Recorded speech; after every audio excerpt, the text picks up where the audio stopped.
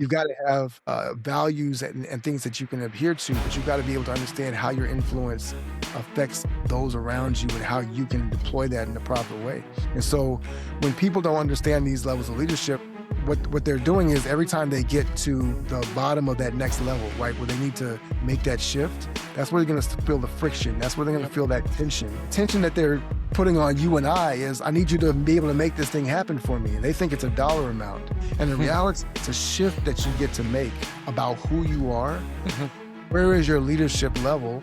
Where are you able to impact people? How are you able to affect things through this vessel, this vehicle that you built called a business? Because the business is only going to respond to you. You are the driver.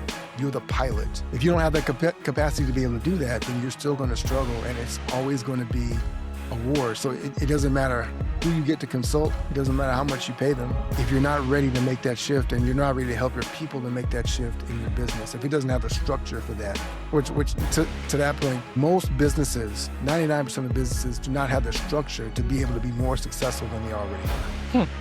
What do you mean by that? I liken it to, I just talked about a business being a vehicle, right? So if you want to go across the street, you will walk. If you want to go down the street, you might take a bicycle. If you want to go across town, you might take a car or a bus. If you want to go across the country, you would take a plane. If you want to go to another planet, the moon, you got to take a rocket. The vehicle that you use is determined by where you want to go. You can't get to that destination if you don't have a vehicle that's going to get you there.